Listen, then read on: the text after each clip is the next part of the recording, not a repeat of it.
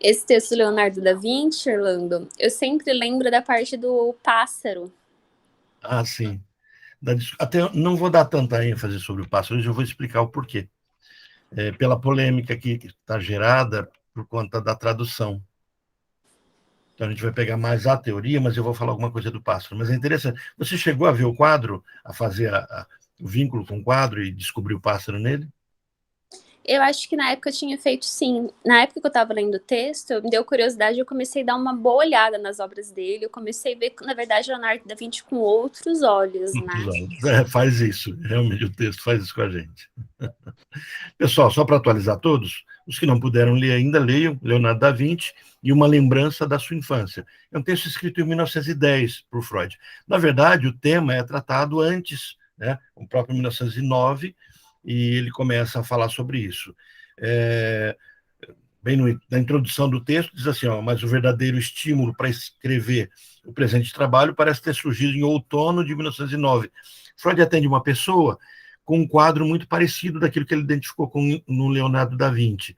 Não da genialidade, mas da forma como a pessoa reagia diante da vida e a forma como ele desencadeava esse fenômeno da homossexualidade. Então, Freud, segundo Jung, ele começa a escrever por conta disso. Ele apresenta esse trabalho para a comunidade médica daquela época, para a sociedade, na verdade, para a Sociedade Psicanalítica de Viena, no dia 1º de dezembro. Mas ele só vai escrever, fechar esse texto, em 1910, no mês de abril.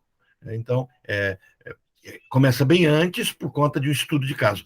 Não nos esquecendo que sempre Freud vai teorizando a partir de estudos de caso. Ela atende pessoas, constrói uma teoria para explicar aquela situação e depois ele tenta provar ou não aquela teoria dele. Esse acaba sendo o caminho. É uma das análises bibliográficas, biográficas que Freud faz, mas assim, ele tinha costume de ler sobre pessoas. O caso Schreber, ele faz isso, analisa um livro, analisa uma obra de arte. Gradiva de Ansen, ele faz isso. Então, ele sempre vai pegando algumas coisas que são de domínio público para discutir. O curioso aqui é que Freud, ao invés de investigar um paciente, nesse caso, ele investiga um personagem histórico. E ele está diante também tem uma edição de um outro livro que está saindo, e por conta desse livro há uma influência de Freud de fazer essa leitura sobre Da Vinci. O compromisso aqui não há um compromisso histórico, é o que a gente estava até comentando agora há pouco, a Mayra falando da questão do pássaro, que Freud vai descrever, em determinada parte do texto, que ele percebe os desejos sexuais na visão, no sonho que Leonardo traz da sua infância.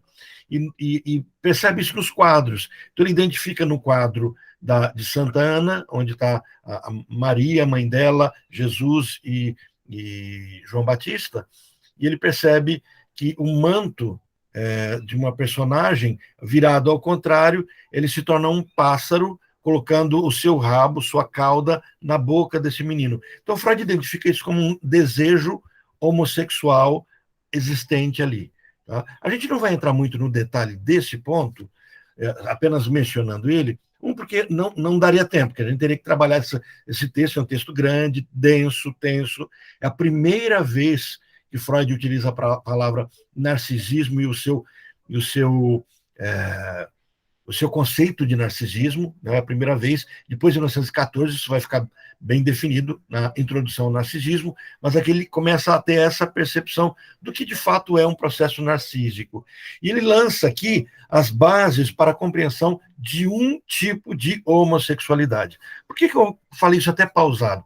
É porque nós temos uma tendência a generalizar, é um padrão normal, até para a gente compreender todo tipo de fenômeno que acontece. Então, o fato da gente discorrer hoje sobre como Freud apresenta a homossexualidade de Leonardo da Vinci não significa que toda homossexualidade terá esse caminho. Mas significa, vamos pegar Lacan, né? Quando nós temos um pedaço, talvez tenhamos o todo impresso, vinculado, né, nesse pedaço. Então, assim, nós conseguiríamos entender a leitura que Freud faz da construção de uma mente homossexual. A gente precisa ler esse texto e entender dois pontos muito interessantes. Primeiro, o momento em que o texto está sendo escrito, as palavras como Freud usa. Freud chamava o homossexual de invertido. E hoje, quando a gente traz esses nomes, isso pode, não é, tá? Pode ser visto como de alguma forma pejorativa. E, na verdade, o objetivo, quando Freud faz isso, de chamá-lo de invertido, ele está dignificando e discutindo de forma mais madura o conceito de algo que era visto naquela sociedade como ato de perversão. Então, primeiro ponto, Freud restaura a dignidade do homossexual, não invalidando, compara a um gênio da humanidade. Quer dizer, enquanto uma das discussões que a gente viu até no texto anterior era de que talvez a homossexualidade fosse uma degeneração, ele está dizendo assim, olha, um gênio como Leonardo da Vinci era homossexual. Então, como descrever isso que é uma degeneração? Então, esse é o primeiro ponto.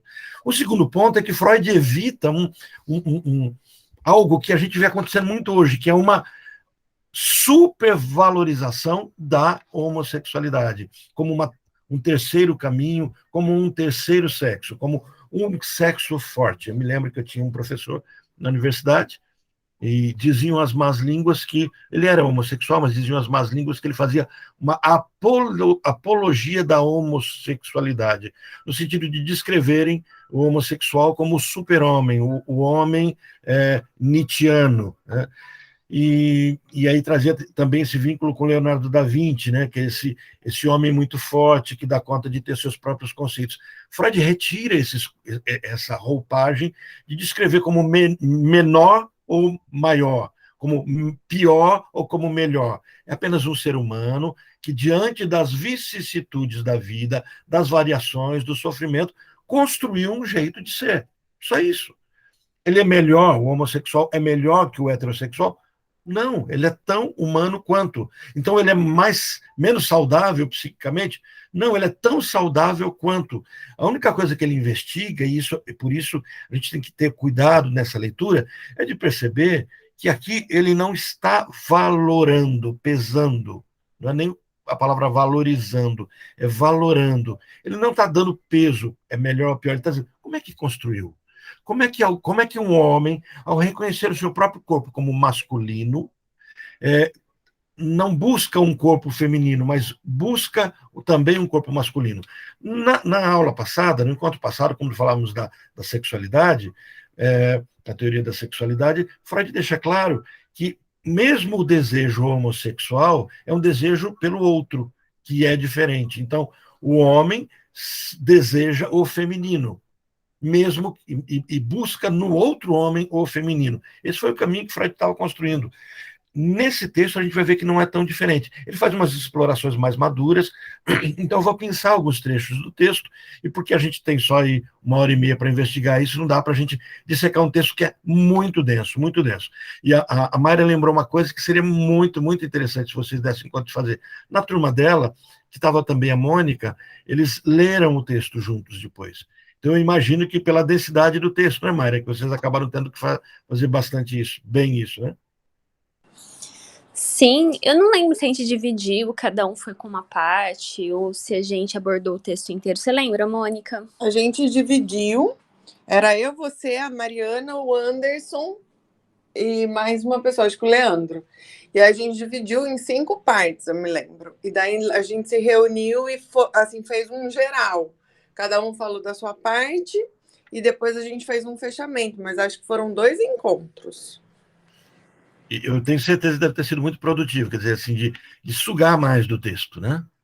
Foi, porque até hoje eu lembro muito bem desse texto. E eu lembro ainda das partes que vocês comentaram, assim, que chamou mais atenção. E eu lembro de vocês falando. E isso faz bastante tempo, e eu tenho bem guardado. Foi pré-pandêmico. A gente tinha que retomar isso. Verdade, Mônica. Agora já está podendo, né? Assim, todo mundo está vacinado. A minha filha menor deve estar vacinando agora esse mês. E a gente já pode, se vocês quiserem começar, a gente fazer uma retomada de encontros no ambiente seguro para todo mundo, a gente pode pensar em fazer isso. Tá? Começamos a ter um pouquinho mais dessa liberdade. Né? Vamos ver se a gente pode fazer uma confraternização de Natal, né? A gente ir para o clube, pegar uma churrasqueira ou pegar uma área aberta, um restaurante mais tranquilo. Eu acho que vai ser interessante. A gente podia pensar nisso, né? Se não voltar um novo surto. Bom, nesse texto, então, ele começa a trazer a primeira descrição sobre narcisismo. Aí ele vai discorrendo muita coisa. Eu estou falando com vocês aqui, passando o texto na minha frente, e tem muita coisa. Eu só vou comentar com vocês aquilo que eu fui destacando, porque, na verdade, é sobre uma leitura do texto. Então, por isso, nós não vamos nos ater tanto à questão da história do Leonardo da Vinci, porque ele gasta muitas linhas aqui, discorrendo sobre a história, sobre as obras, o que ele fazia, porque ele se interessa por esse perfil e vai fazer um vínculo com a neurose e a homossexualidade. É muito curioso, porque ele apresenta o Leonardo da Vinci como um obsessivo, como um perfeccionista, como um procrastinador e como alguém que não terminava o que começava. Olha como ele começa uma parte do texto aqui. Eu não posso me referir à página, porque eu altero o texto, eu coloco em duas colunas, uma coluna é o texto, onde eu marco, e do lado direito eu faço as minhas anotações. Então eu não tenho como me referir para vocês à página exata do texto que eu mandei para vocês. Mas olha, ele diz assim: é duvidoso que Leonardo tenha jamais abraçado uma mulher com paixão, ou tenha tido alguma amizade intelectual íntima com uma mulher como a de Miguel Ângelo com Vitória Colonna. Quando ainda aprendiz e vivendo em casa do seu mestre Verrocchio, foi-lhe feita e alguns outros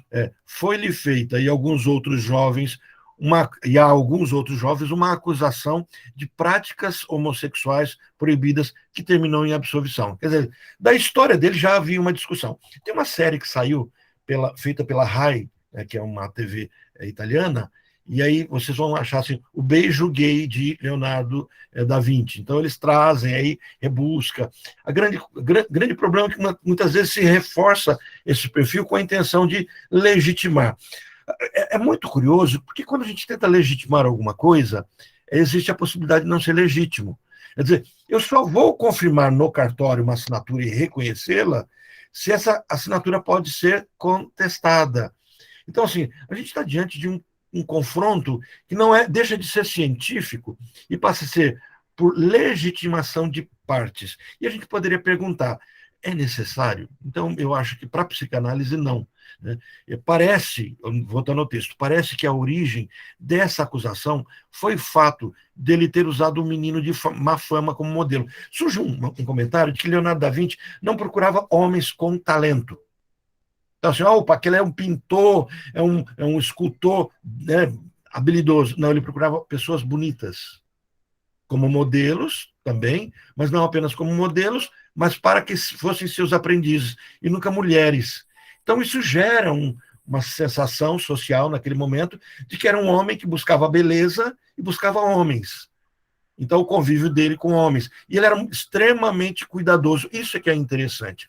Porque Freud vai pegar esse ponto para dizer assim, olha, existe na sexualidade do Leonardo da Vinci o que ele vai chamar de terceira sexualidade. Não é masculino, feminino, não, é uma terceira sexualidade. Ele até comenta sobre isso, olha, alguns tentam legitimar a homossexualidade como uma terceira via, uma terceira possibilidade, um andrógeno, alguma coisa assim, né? Saiu agora o prêmio do Emmy, eu acho que eu comentei na semana passada, e um dos premiados foi aquele filme da Cinderela, uma coisa assim, uma série, e nesse filme tem a fada madrinha é um homem, é um andrógeno, né? Então até comentando com as minhas filhas, é engraçado, ele muito feminino, muito delicado na fala, mas com cavanhaque, com a postura, com corte de cabelo masculino. Então, assim, ele se olha, é homem, é mulher, não tem muito isso. Então, já é antigo, nós estamos falando do século XV, já é antigo essa discussão, e a gente poderia até voltar para o período antes de Cristo, essa discussão de se nós teríamos um terceiro sexo. E Freud descarta isso, não temos um terceiro sexo. Nós temos um homem e temos uma mulher, porque a nossa base passa a ser o biológico, a descrição. Nascemos com pênis, nascemos sem pênis. Bom, e a nossa psique, já que ela... Aí vem a questão, já que ela nasce paralela ao corpo e advém do corpo, a pulsão vem do corpo dessa fricção, então nós não teríamos outras variações, mas nós teríamos uma discussão se uma coisa corresponde a outra, ou um sine qua non, quer dizer, todo homem teria desejos masculinos, ditos masculinos, e aí na semana passada nós discutimos até essa questão da mente feminina. Ele diz assim, o que é mente feminina? É quando ele fala do bissexual, e diz assim, o bissexual, por definição da sociedade na época, e ele pega a definição de um bissexual, que ele menciona na época, ele diz assim, por bissexual seria um homem com uma mente de mulher, uma mulher com uma mente de homem, e ele fala assim, o que é isso? O que é uma mente de mulher? É uma mente de mulher, uma mulher, mesmo sendo homem, é alguém que deseja um homem, e ele diz assim, mesmo o homem desejando um homem, busca no homem uma mulher. Ele diz assim, as coisas não são tão compreensíveis. Então, quando ele olha para o Leonardo da Vinci, ele faz a seguinte percepção, ele está diante de um homem extremamente cuidador, que abandonava suas obras de arte. Olha, ele era tão detalhista que ele marcava as despesas mínimas que ele tinha, até de pão, com os pupilos dele, com as pessoas que trabalhavam com ele, a roupa que comprava, o que se fazia. Ele era extremamente detalhista na questão financeira, etc. Quando ele começava um trabalho, uma escultura, ele se interessava, se apaixonava por aquela escultura, aquele trabalho, mas no momento que ele terminava, ele a abandonava, ele não queria mais saber daquilo. E Freud, lembra, Freud, e o tempo todo nesse texto, Freud fala assim, isso seria normal para qualquer pessoa, para um psicanalista, não. Então, ele traz nesse texto essa discussão muito pesada de que o olhar do psicanalista é diferente.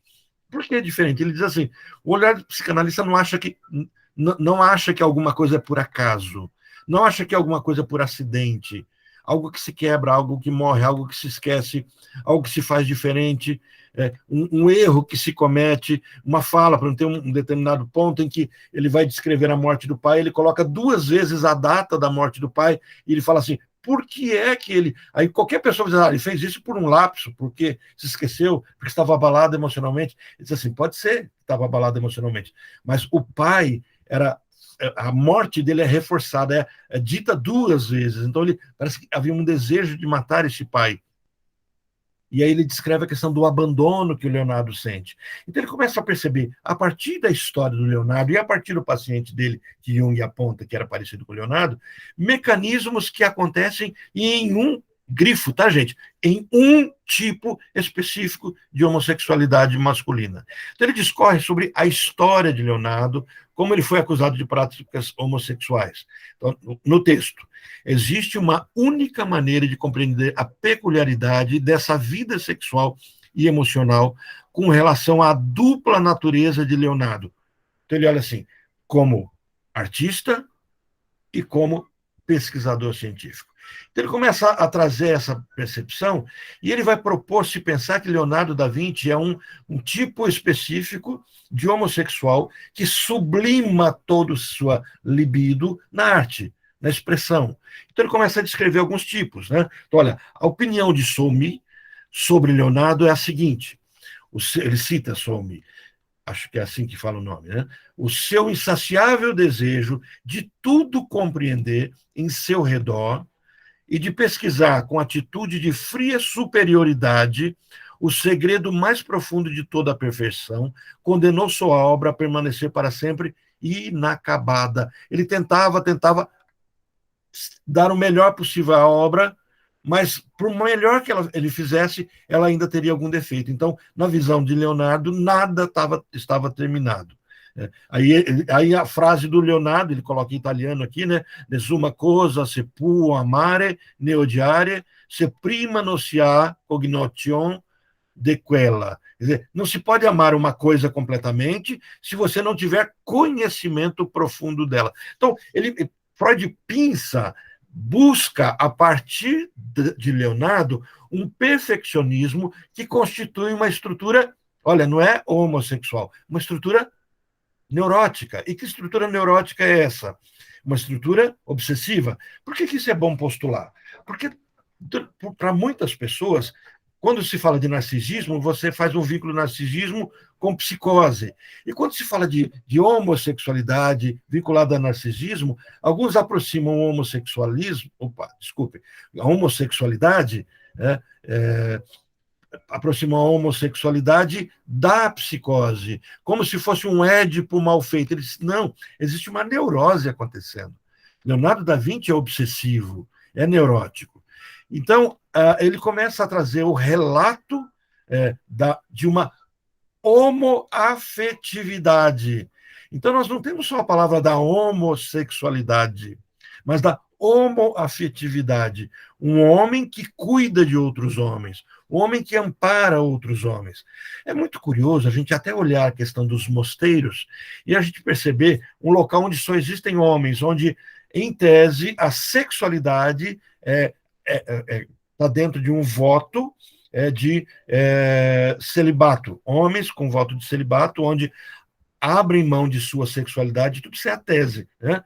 E, no entanto, não tem como você invalidar o fato de que no mosteiro, homens que fazem isso, um cuida do outro. Se um adoece, cuida.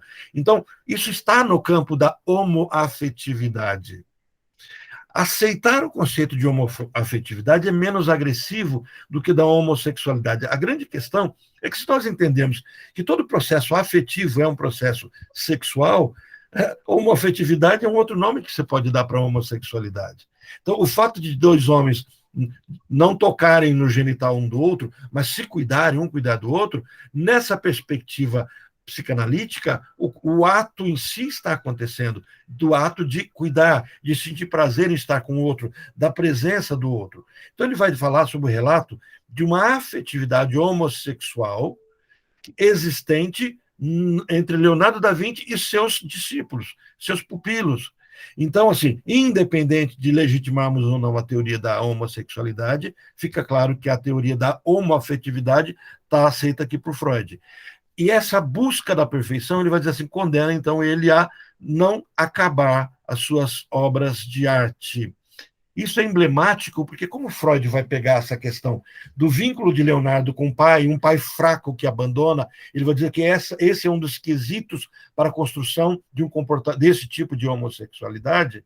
Ele vai dizer assim, que ele se coloca no lugar do pai, que não conseguiu terminar a sua tarefa, que era de criar um filho com a presença paterna. Ele diz assim, o tempo todo Leonardo está denunciando através das suas obras de arte, a existência de um pai que falhou. Seria mais ou menos isso. Então, ele cuida para não ser como esse pai, mas ao cuidar ele nada mais faz do que ser igual ao pai.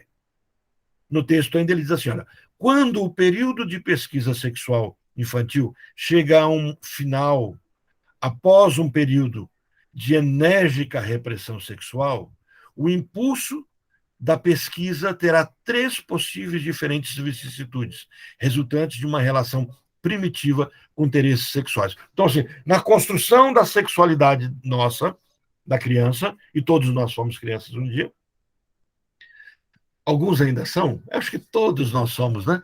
Mas ele diz assim, nessa construção dessa sexualidade, nós temos 3 vias postas. Ele diz assim, a primeira no primeiro caso, a pesquisa sexual participa do destino da sexualidade. Portanto, a curiosidade permanecerá inibida e a liberdade da atividade intelectual poderá ficar limitada durante todo o decorrer da sua vida, sobretudo porque, logo a seguir, a influência da educação acarretará uma intensa inibição religiosa do pensamento. Este é o tipo caracterizado por uma inibição neurótica. Bem sabemos que o enfraquecimento intelectual adquirido nesse processo representa um fator efetivo da irrupção de uma enfermidade neurótica. Então, primeiro tem aqueles que se fecham tanto que a sexualidade passa a ser indisponível, intocável. Então, aí automaticamente, como a sexualidade é reprimida completamente, a curiosidade é reprimida, essa criança agora está preparada para receber os conceitos prontos da sociedade. Diz assim, a religiosidade e a filosofia daquele momento vai causar nessa criança um impacto marcador, onde ele renuncia parte da sua espontaneidade. E nós teremos construção de uma neurose um pouco mais grave. Esse é o primeiro ponto que ele põe. Ele diz que existe uma segunda via, um segundo caminho. Olha, no segundo tipo, o desenvolvimento intelectual é suficientemente forte para resistir à repressão sexual que domina. Então, assim, tem aqueles que sucumbem, abrem mão da sexualidade consciente, abrem mão de conhecer o próprio corpo, e passa a ter todas as repulsas e os fenômenos neuróticos, os recalcamentos, né? Então, assim, todo esse pudor, esse conjunto de uma moralidade excessiva, estamos falando de excesso, tá, gente? Excessiva passa a ter sentido nessa primeira estrutura. Na segunda possibilidade, diz assim, existe o equilíbrio. O que seria o equilíbrio? O avanço intelectual, o amadurecimento intelectual, permite, de alguma forma, invalidar alguns conceitos que não são coerentes. Então, essa criança consegue conhecer um pouco da libido, dos seus desejos, tem a percepção disso, mas avança pouco, no limite possível diante dessa formação. Olha, algum tempo após o término das pesquisas sexuais infantis, a inteligência, tendo se tornado mais forte, recorda a antiga associação e ajuda a evitar a repressão sexual. Quer dizer, agora esse menino, na puberdade, consegue perceber que é um ser sexuado, consegue se tocar, se permitir ser tocado.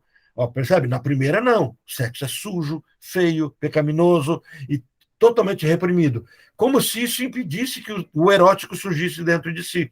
E surge por meio de sintoma, vai construir neuroses, histerias, obsessões. Na segunda, não. Existe certo nivelamento.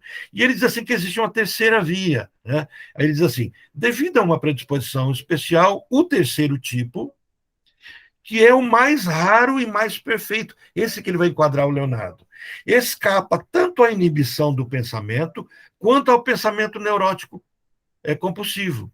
Então, ele vai escapar a esses dois conceitos, aquele primeiro e o segundo. Vai escapar à repressão completa e vai escapar a esse pudor, esse cuidado. Ele diz, é verdade que nele também existe a repressão sexual, mas ela não consegue relegar para o inconsciente nenhum componente instintivo do desejo sexual. Em vez disso, a libido, lembra, estamos trabalhando com desejo, com conceitos de uma construção libidinal, que parte do corpo. Diz assim, a libido escapa ao destino da repressão, sendo sublimada. Bom, temos 3 caminhos da libido. A gente nunca pode perder esse eixo, tá? 3 caminhos da libido.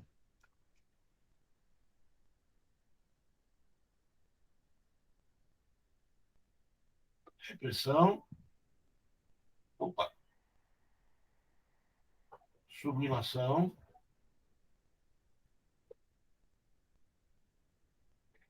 E fantasia.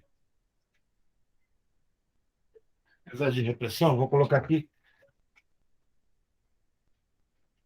recalque.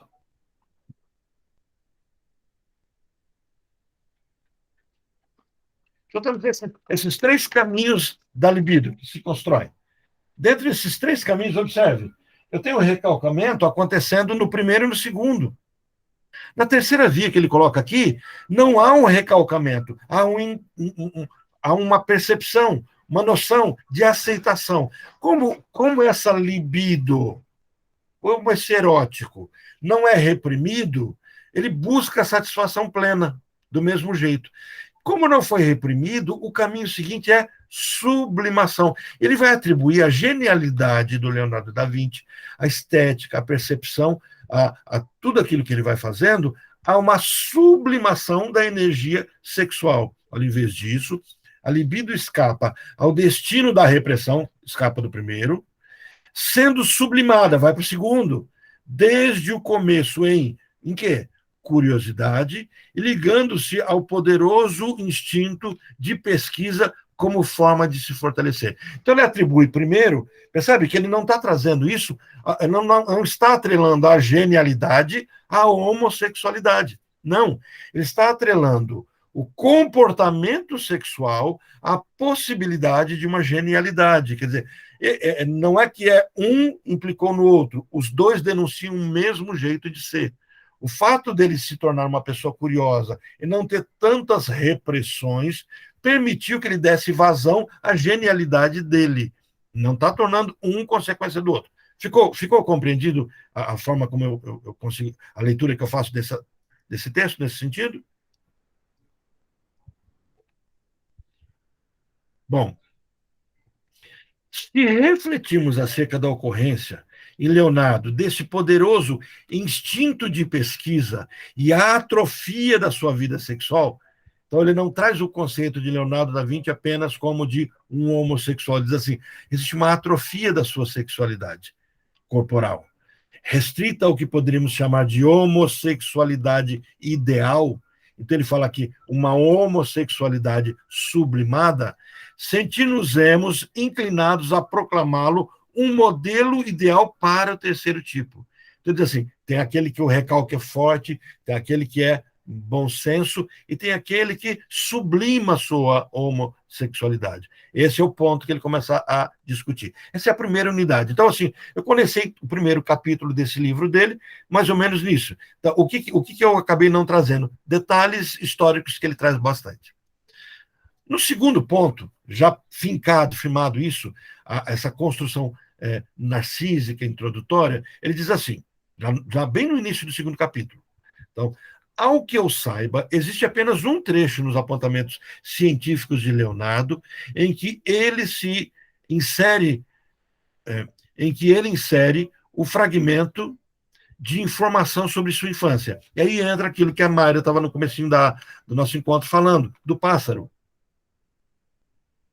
Não vou entrar muito nesse detalhe do pássaro, porque ele identifica como abutre, como ele está com uma tradução, e essa tradução dele leva ele esse nome do abutre, e aí ele começa a buscar isso na mitologia, ele vai construir toda uma teoria de que essa visão de Leonardo é plasmado nos quadros dele, naquele quadro que eu mencionei para vocês, da Santana, com Maria, Jesus e João Batista. Ele coloca ali um pássaro, onde o bebê, o pássaro coloca a sua cauda na boca do bebê e atribui isso a uma cena homossexual. Olha, vou só ler, só para vocês tomarem conhecimento, e não será esse o nosso foco da aula de hoje. Então, assim, Leonardo, em que insere o fragmento da informação sobre a sua infância. Numa passagem acerca dos voos dos abutres, ele se interrompe subitamente para descrever uma recordação da sua terra infância, que lhe veio à memória. Parece que já era, isso o Leonardo falando, tá? Parece que já era meu destino preocupar-me tão profundamente com abutres, pois guardo como uma das minhas primeiras recordações que, estando em meu berço, um abutre desceu sobre mim e abriu-me a boca com a sua cauda, e com ela fustigou-me repetidas vezes os lábios. Observaram a cena? O abutre coloca a cauda dele na boca do bebê e fustiga várias vezes na sua boca, fustigou repetidas vezes no lábio.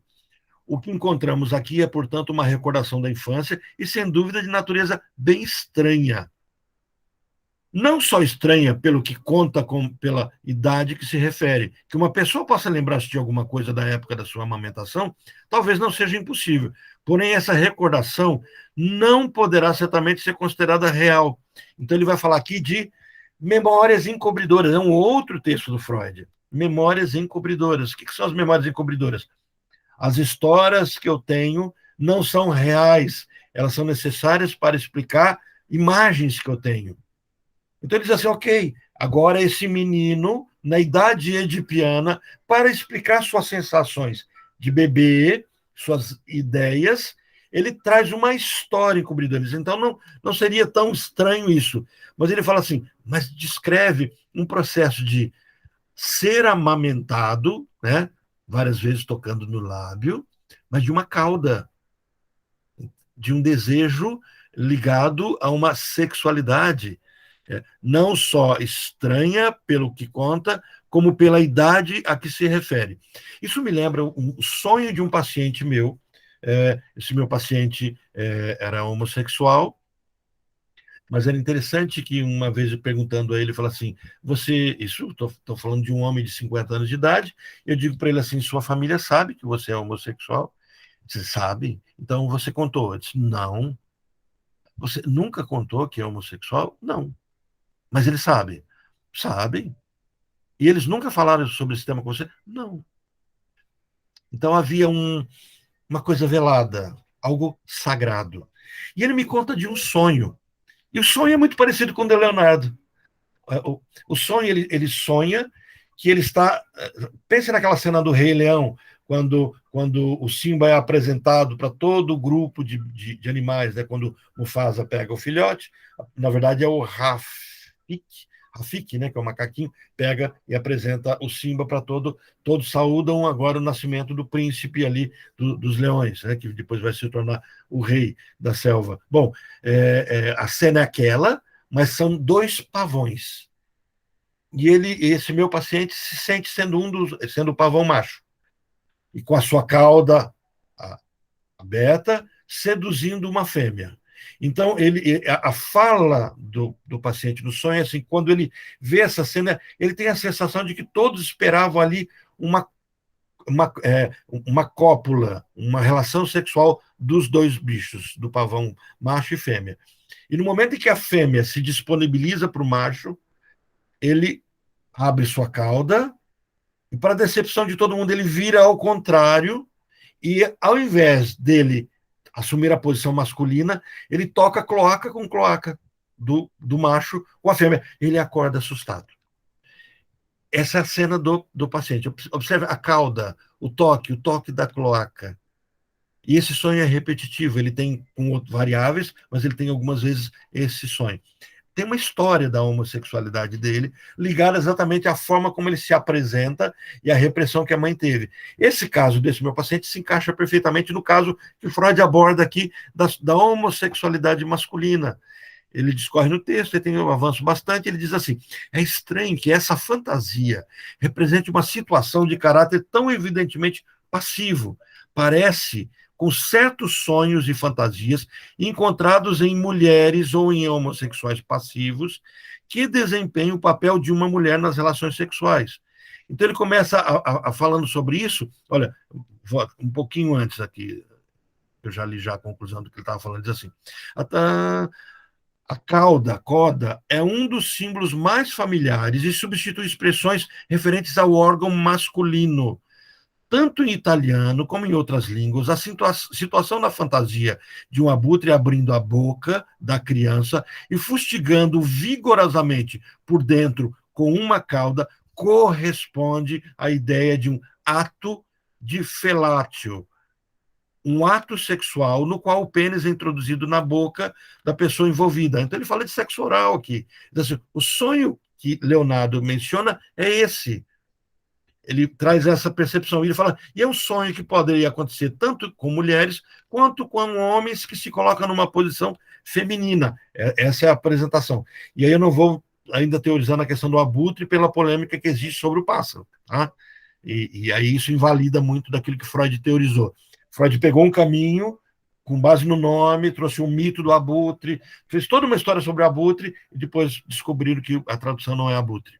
Então, existe também um outro aspecto que ainda não compreendemos e que não devemos perder a vista dessas recordações igualmente importantes para ambos os sexos. Foi transformada pelo homem, Leonardo, numa fantasia homossexual passiva. Por enquanto, deixaremos de lado a relação que possa ter a homossexualidade com a imagem da criança mamando no seio da mãe, lembrando-nos apenas que a tradição, na verdade, sempre apontou Leonardo como sendo um homem de sentimentos homossexuais. Nesse sentido, não tem muita importância para o nosso estudo saber se era justificada ou não a acusação feita ao jovem Leonardo. Então, ele invalida a discussão, porque por que acontece hoje? Foi feita injustiça com o Leonardo. Não, ele não era homossexual. O Freud está dizendo, dizem que era. Mas se não for, basta a gente pegar a partir desse sonho dele para compreender um desejo homossexual acontecendo.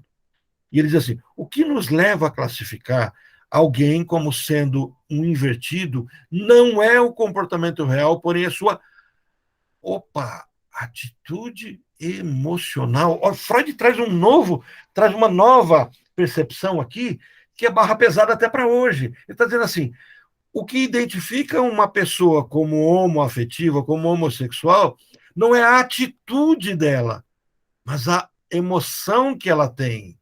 Então ele está denunciando, trazendo à luz aqui, que existem muitos homossexuais que nunca fizeram sexo com o mesmo gênero. Homens homossexuais que nunca se relacionaram com um homem, mas cuja emoção, cujo desejo pelo mesmo sexo, está ali latente. Há uma brincadeira que eu fiz uma vez numa aula, eu falo assim, olha, muitos homens que gostam muito do clube do Bolinha e toda aí a gente brincou, vamos toda quarta-feira, sai com os amigos para jogar futebol, ou para depois participar de um chopp só com homens, como não dizer que essa atitude também não é homoafetiva? É muito interessante, porque quando a gente tem essa percepção, e essa é a percepção psicanalítica, que não vai cair para o senso comum, quando traz essa percepção, isso quebra muitos tabus, isso quebra muitas percepções de reduzir a homossexualidade ou a heterossexualidade a um peso, qual que é melhor, qual que é pior. Não, todos nós potencialmente somos homossexuais, porque de alguma forma nós nos vinculamos. Qual homem não foi apaixonado ou é apaixonado pelo seu pai, que é um homem, pelo seu irmão, que é um homem, por um tio, por alguém que é uma figura masculina? Então, quando alguém traz o conceito de que homem não gosta de homem, homem não acha homem bonito, isso tudo é uma construção social, isso é uma convenção, isso, na verdade, é um medo que denuncia desejo. Isso também é da psicanálise. Toda vez que o medo é excessivo, ele denuncia o desejo. Freud traz essas construções, principalmente na questão da formação das leis do totem e tabu. Só existe uma lei impedindo que eu faça algo, se então é natural que o desejo exista. Se a humanidade constrói uma lei tão pesada para impedir que homens tenham desejos homossexuais, aí você vai dizer, mas Orlando, só homens? Hoje o tema é só homem. Na semana que vem a gente vai tratar da homossexualidade feminina. Então, se existe uma lei tão pesada, é porque, então, isso faz com que as pessoas sejam intimidadas nos seus desejos. Aí ele fecha esse conceito no capítulo 2 dele. No capítulo 3, eu destaquei alguns outros pontos, porque ele já está começando agora a entrar, de fato, na teoria da sexualidade. E aqui nós entramos nas partes polêmicas. Ele começa assim, primeiro ele trouxe Leonardo, por que ele enquadra Leonardo no conceito de homossexualidade, por que para ele não é tão relevante se ele foi ou não foi, mas ele vai partir do pressuposto de que era homossexual, e de uma homossexualidade sublimada. Ele diz aqui no capítulo 3, as teorias sexuais infantis explicam-nos isso. Existe uma época em que os genitais masculinos, que o genital masculino é compatível com a imagem da mãe. Lembra, ele está trazendo ainda a questão do bebê que é fustigado pela cauda de uma ave. E ele fala, isso tem a ver com o felátil, com felação, com o sexo oral, com a colocação de um órgão genital na boca. Ele fala, bom, esse é um ponto. Agora vamos tentar entender se na psique infantil o órgão genital, seja masculino ou seja feminino, a mucosa em si, o sugar, o ato de sugar, será que isso tem a ver com aquilo que é muito precoce e infantil? Ele faz uma relação entre o seio. O ato de sugar é tanto afeito ao homem quanto à mulher. Isso não denuncia uma homossexualidade. Isso denuncia que o homem, num período cujas memórias se tornaram encobridoras, o homem desejou o seio da própria mãe. E hoje, ao desejar sugar um seio, e é uma mulher, assim, na sexualidade, o sugar qualquer órgão genital ou não, mas vinculado ao prazer sexual, diz assim, a base disso é o bebê sugando o seio e tentando uma busca, uma tentativa de recuperar aquele prazer maior que é o êxtase de toda a humanidade. A vida, no momento em que o bebê percebe que vai morrer, está se esvaindo de fome, lhe é dado um seio que o nutre. E esse seio que nutre será a base de todo tipo de prazer que existirá na nossa estrutura como seres simbólicos. Então, as teorias sexuais infantis explicam-nos isso. Existe uma época em que o genital masculino é compatível com a imagem da mãe. Quando um menino começa a ter curiosidade pelos enigmas da vida sexual, fica dominado pelo interesse que tem pelo próprio genital. Passa a considerar essa parte do seu corpo valiosa e importantíssima para ele, e crê que ela deve existir nas outras pessoas, com os quais ele se acha parecido. Como não pode adivinhar a existência de uma outra conformação genital igualmente importante, é forçado a forjar a hipótese em que, essa hipótese da criança, da criança pré-edipiana, forjar a hipótese de que todos os seres humanos, tanto homens quanto mulheres, possuem um pênis igual ao seu. Então, é aqui, nesse texto, que Freud, lançando as bases do complexo de Édipo, lançando as bases para a construção da teoria pulsional, lançando as bases para a construção da teoria das pulsões e do narcisismo, ele diz assim: toda criança é masculina, nasce e se constrói dentro dessa masculinidade. Então, meninas, no período pré-edipiano, são masculinos. Por que é importante de frisar isso ao discutir sobre sexualidade? É porque essa falácia, esse engodo que muitas psicologias trazem hoje de estou preso no corpo errado, isso não é uma construção. Isso um psicólogo não psicanalítico pode defender essa teoria. O psicanalista não pode defender essa teoria, porque nós temos outras teorias para invalidar, para chegarmos a essa, que é essa questão que Freud trabalha. O Édipo me levará exatamente para essa percepção do medo de castração, da possibilidade da castração. Ele prossegue aqui, ó.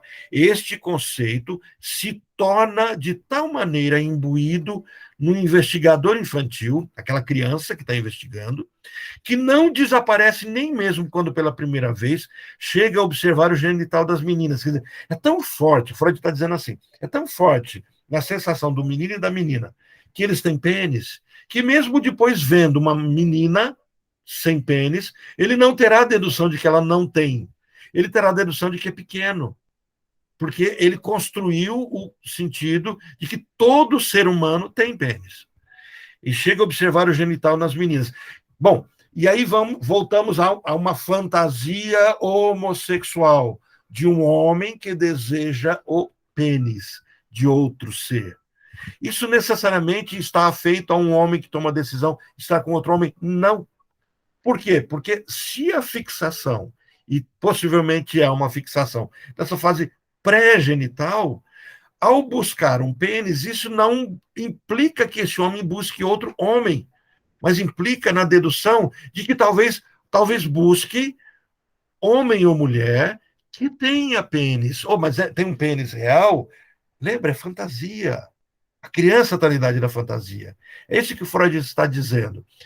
Eu mencionei na semana passada, e reforço essa fala aqui, de uma paciente que chega com a angústia de descobrir que o seu marido olhava fotos de homens nus e estava fixado na busca de pênis.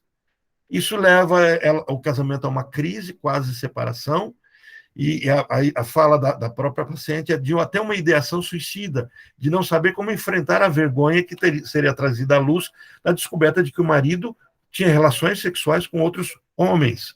Segundo essa mulher, a busca do marido não era por um homem para ter vínculo com ele afetivo, mas pelo pênis desses homens. Olha, o que Freud está dizendo é que necessariamente essa busca não é homossexual, porque a homoafetividade ela é afeita a todo homem. E há uma busca, talvez, pelo órgão sexual no parceiro. O problema é que, pela lógica, que não, a inconsciente não é lógico, a busca seria num corpo de um homem. Mas não precisa ser desse jeito. É isso que ele está postulando. Esse preconceito se torna de tal maneira imbuído. Pera um pouquinho, pulei a computação. Como não pode adivinhar a existência de uma outra conformação genital igualmente importante, é forçado a formar a hipótese de que todos os seres humanos, tanto homens quanto mulheres, possuem pênis igual ao seu. Este preconceito se torna de tal maneira imbuído investigador infantil que não desaparece nem mesmo quando pela primeira vez chega a observar o genital das meninas. Sua percepção mostra-lhe que há alguma coisa diferente do que ele possui, mas é incapaz de admitir que o conceito de sua percepção é que ele não pode encontrar um pênis nas meninas. Então chega a uma conclusão de que as meninas também possuem um pênis, somente que ainda é pequeno e que depois crescerá. Nesse intervalo, o menino já terá ouvido ameaças de lhe cortarem o órgão. É comum aquela brincadeirinha de vou capar você, né? De baixar o calção do menino e dizer que vai pegar uma tesoura e vai cortar. Isso me lembra uma cena de uma colega que trabalhava no Instituto de Saúde Mental em Brasília, e ali tinha mais ou menos uns 80 internos, pessoas extremamente comprometidas na sua psique, e ela ficou até mais tarde, então havia assim, os seguranças da região. O Instituto de Saúde Mental em Brasília é colocado ali onde era antigamente a Granja das Oliveiras, uma das residências presidenciais da época do militarismo. E nessa Granja das Oliveiras, essa casa presidencial passou a ser um local, um sítiozinho, uma chácara, e é bem isolado. Passou a ser um local de internação de pacientes psiquiátricos. É um local bom, de referência e tal, mas abriga poucas pessoas. E as seguranças, depois do horário de expediente, só ficam os seguranças ali, médicos, enfermeiros, a equipe multiprofissional já tinha ido embora, e essa nossa colega, fica por um tempo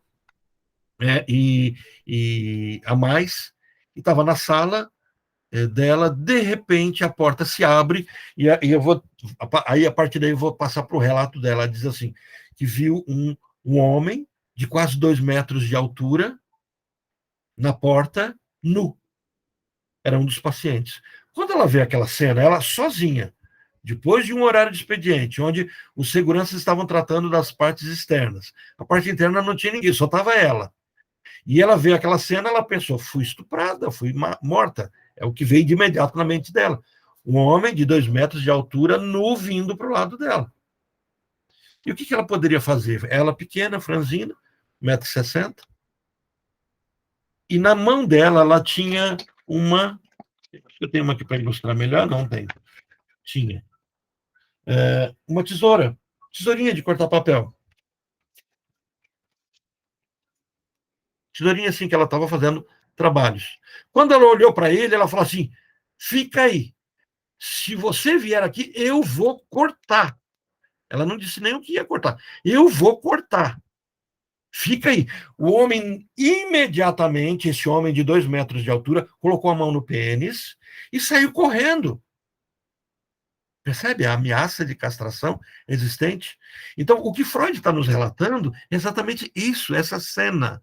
Né? Essa cena de que, por medo de perder o órgão genital, esse menino criará o simbólico, fará essa busca. Né? Então, uma tesourinha, aí ela dava risada, ela contou isso numa sala de aula, né? A gente fazendo o curso sobre o Édipo, ela contou a experiência dela e falou assim, uma tesourinha de papel me livrou de um estupro ou de uma morte. Né?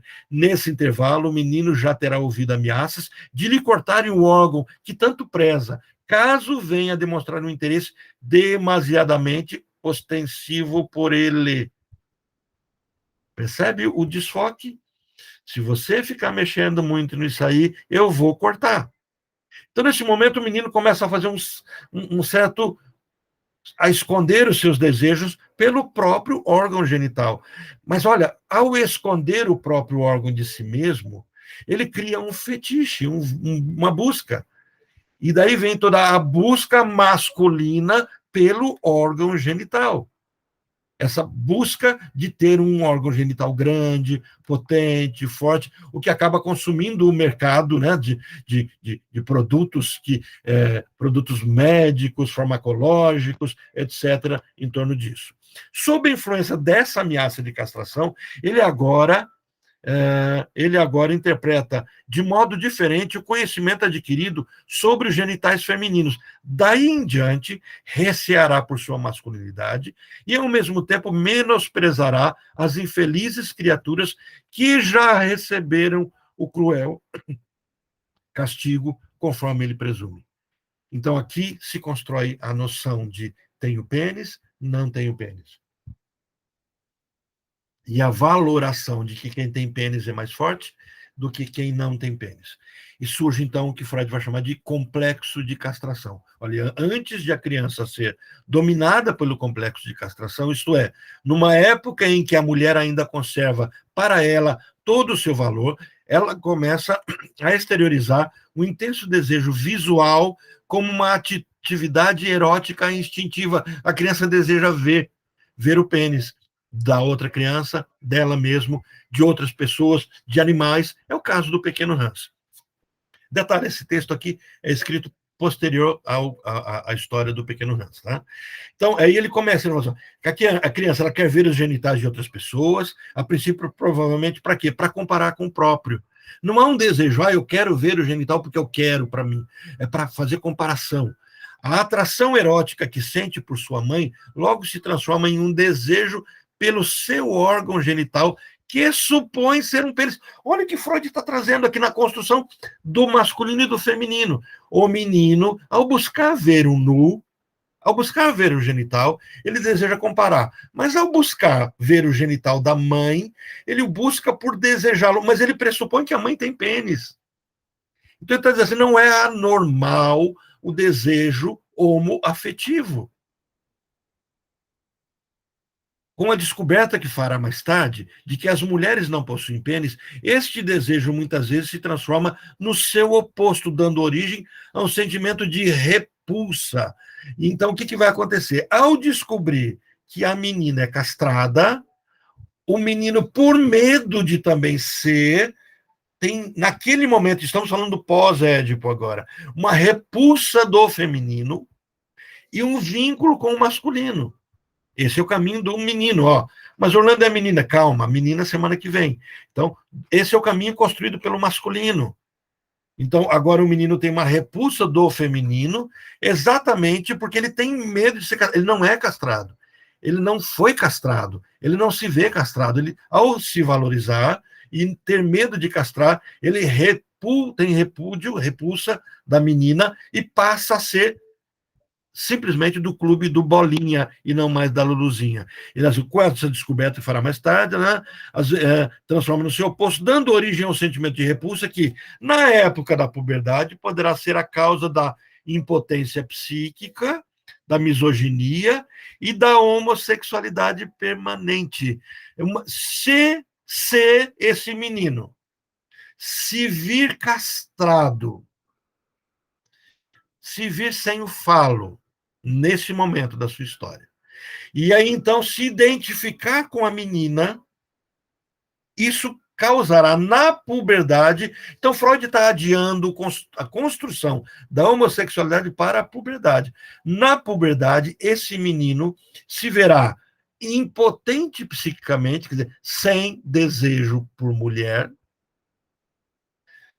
misógino, com todo o preconceito contra a mulher. Olha que curioso, mas a gente não traz a misoginia sempre com esse conceito do homem extremamente machista, misógino, que odeia a mulher? A homossexualidade é um padrão de misoginia, quer dizer, uma rejeição da mulher. Há outros autores que descrevem alguns homens que têm uma repulsa ao órgão sexual feminino, imaginando que esse órgão pode castrá-los. A descrição é de uma vulva com dentes, isso eles trazem imagens de sonhos, misoginia e homossexualidade permanente. É lá na puberdade, pós-puberdade, e que a criança começa a construir esse conceito de uma homossexualidade. Então ele solta a homossexualidade da homoafetividade, percebe que a homoafetividade é esse vínculo afetivo que surge de homem para homem, essa parceria, medo de se tornar mulher, e depois isso se construirá o que o homem agora tem como objeto de desejo a mulher. Se isso não acontece, o menino se submete na castração a se reconhecer castrado, um corpo sem esse pênis castrado, então ele se identifica com a mulher, começa a se construir feminino e terá horror a fazer vínculos sexuais com uma mulher, uma vez que ele não reconhece na mulher a existência do pênis, e buscará um homem, uma vez que não se vê com o falo, ele se sente castrado, independente de ter ou não pênis. Tudo construído dentro da fantasia. Lembra? Os 3 caminhos da pulsão: recalcamento, sublimação, fantasia. Então, porém, a fixação no objeto antes tão intensamente desejado, o pênis da mulher, deixa traços indeléveis na vida mental da criança, quando esta fase de sua investigação sexual infantil foi particularmente intensa. O culto fetichista, cujo objeto é o pé. Opa! Entramos num novo fetiche. Ele diz assim: o menino, ao perceber que não tem acesso ao genital feminino, porque isso representa a mãe, ele se fixa no pé da mulher. Então, processo de podolatria todo é um processo de deslocamento da busca do pênis da mulher pelo seu pé. E aí você fala, isso é só do homem. Por que as mulheres são tão fixadas com o sapato? Então, mulheres, assim, no simbólico, tá? O pênis da mulher passa a ser seu pé. É isso que o Freud faz a avaliação. Né? Um culto fetichista, cujo objeto é o pé ou o calçado feminino, parece tomar o pé como um mero símbolo substitutivo do pênis da mulher, outrora não reverenciado ou depois perdido. Sem o saber, ele vai mencionar aqui os coupés de Naté, eu acho que é uma profissão, é um trabalho que eu não consegui identificar o que era, tá? Então, se alguém depois descobrir, me passa. Desempenha o papel de pessoas que executam um ato de castração, porque coupé de Naté é um tosador, um podador de esteiras. E é isso que eu descobri. Não consegui fazer a relação, mas daí se alguém já leu alguma coisa sobre isso, pode compartilhar no grupo. Desempenha o papel de pessoas que executam um ato de castração sobre o órgão genital feminino. Enquanto as pessoas se mantiverem na atitude ditada pela nossa civilização de desprezo pelos órgãos genitais e pelas funções sexuais, não poderão compreender a atividade sexual infantil e provavelmente fugirão do assunto, afirmando ser incrível o que aqui dissemos. Ele diz assim, quanto mais a gente tiver repulso a esse conceito, menos a gente vai enxergar. Se a gente conseguir abrir a mente para perceber o que está acontecendo na fantasia infantil, a gente vai conseguir entender essas analogias. Por isso que isso é algo que está no campo do psicanalista apenas. Então, para compreender a vida mental das crianças, necessitamos recorrer a analogias encontradas nos tempos primitivos. Para nós, durante muitas gerações, os genitais foram sempre as partes pudentas, motivos de vergonha até mesmo devido à posterior repressão sexual bem-sucedida de repugnância. Ele diz assim, essa sociedade civilizada tornou os órgãos genitais como sujos, vergonhosos, tanto é que a gente fala assim, fulano mostrou a vergonha, mostrou os órgãos genitais, mostrou a nudez. Ele diz assim, não era assim desde o princípio, né? As tribos, os grupos mais primitivos, eles cultuam o pênis.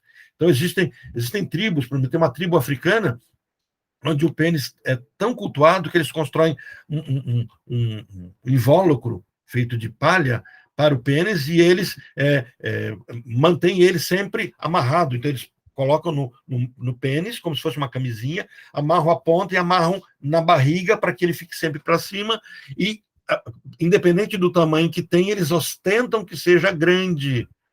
Então, isso é um resto dessa infância que continua existindo em grupos tribais, cujos valores são apenas totêmicos e de tabu.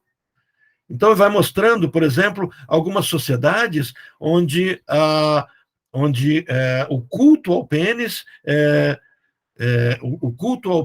ele passa a ser algo ostensivo, onde se desenha o pênis nas paredes, nas portas, como algo que afugente doença e assim por diante.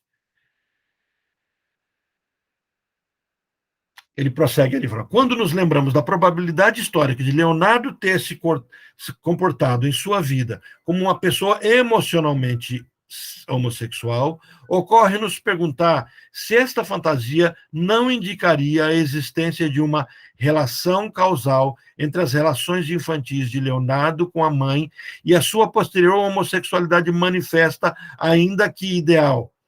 Aí ele afirma, os homossexuais, que em nossos dias se tem defendido, nossos dias, 1910, tá, gente?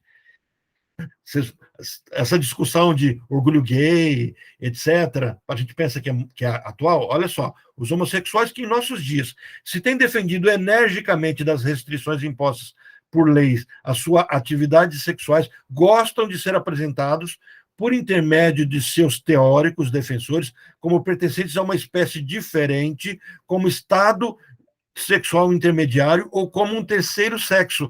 Frades, não são. Não existe isso.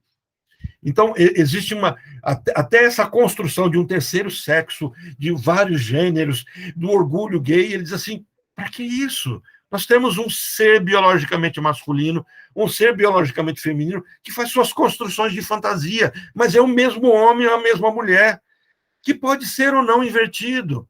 Então, assim, ele não problematiza, ele simplifica muito isso. Olha, ele diz assim, em todos os nossos casos de homossexuais masculinos, os indivíduos haviam tido uma ligação erótica muito intensa. Aí começa aqui a definição do que ele vai trazer da homossexualidade do Leonardo da Vinci e o que ele vê em um grande grupo de homossexuais que foram pacientes seus. Primeiro ponto, esses homens, na sua infância, foram muito ligados a uma mulher, geralmente sua mãe, durante o primeiro período da sua infância, esquecendo-se depois desse fato. Então, pode ser a mãe, pode ser a avó, pode ser uma tia, pode ser uma babá, mas é um vínculo muito forte com uma mãe.